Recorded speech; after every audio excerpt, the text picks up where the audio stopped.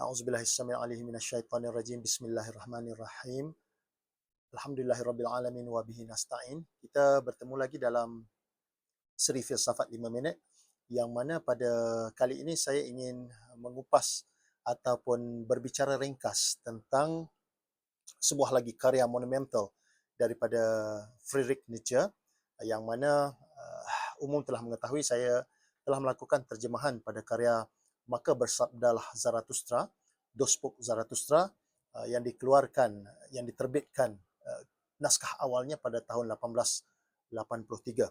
Sambungan kepada karya tersebut, Nietzsche telah menuliskan sebuah lagi magnum opus ataupun karangan yang begitu memeritkan akal fikiran manusia yang beliau judulkan sebagai Beyond Good and Evil. Ini dari edisi bahasa Inggeris dan juga saya ada dapatkan dalam translasi ataupun alih aksara ke dalam bahasa Indonesia. Juga karya ini untuk makluman saya telah selesai melakukan terjemahannya ke dalam bahasa Melayu yang saya judulkan sebagai Di Seberang Kebaikan dan Kejahatan. Baik, apa inti utama yang tertanam ataupun yang dinukilkan oleh Friedrich Nietzsche pada karya Beyond Good and Evil? Karya ini keluar pada tahun 1886, yakni 3 tahun selepas Dospik Zarathustra dipublikasi. Jadi, kalau di dalam karya Zarathustra, Nietzsche banyak menggemilangkan tentang konsepsi adi manusia atau Übermensch, Superman. Di dalam karya ini, Nietzsche lebih menjelaskan ataupun memberi penjelasan tentang perbezaan yang ketara, yang mencolok di antara moral hamba dan juga moral tuan. Slave morality versus master's morality. Di sini Nietzsche memberi kritikan yang agak tajam dan juga amat pedas kepada pemikir-pemikir dahulu seperti Plato, faham Stoicism daripada Marcus Aurelius, bahkan juga Immanuel Kant yang Nietzsche sifatkan sebagai tokoh-tokoh ataupun sosok yang begitu giat mempromosikan moralitas ataupun morality hamba.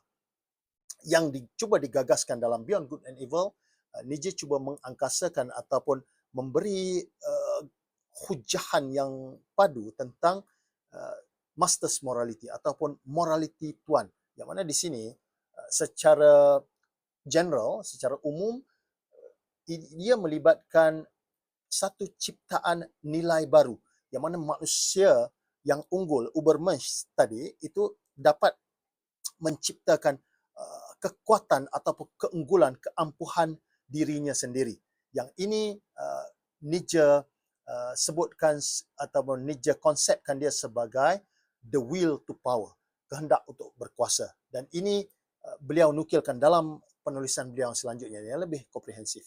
Juga dalam Beyond Good and Evil, Nietzsche menyerang institusi agama, khususnya agama Kristian, yang beliau anggapkan satu doktrin atau satu dogma yang begitu gencar mempromosikan ataupun menarafkan ataupun menanam fikiran moral hamba kepada pengikut-pengikutnya.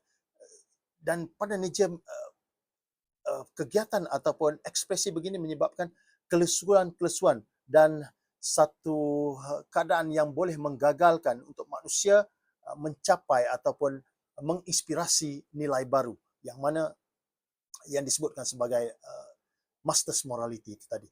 Juga di dalam Beyond Good and Evil itu Nietzsche ada memberi penjelasan tentang para agamawan, para pendeta-pendeta, malahan juga para filsuf-filsuf yang sangat rapat dengan slave morality itu Nietzsche sebutkan sebagai badut-badut Tuhan dan buruh-buruh falsafah. Itu secara sederhana sebagai pengantar untuk saya memberi penjelasan awal terhadap karya Beyond Good and Evil. InsyaAllah nantikan terbitannya nanti yang juga diterbitkan oleh Bibliopress. Assalamualaikum warahmatullahi wabarakatuh. Ringkasan dan perincian bertulis saya sertakan dalam video ini nanti sebagai sisifan ataupun sebagai panduan kepada maklumat buku ini. Terima kasih. Assalamualaikum.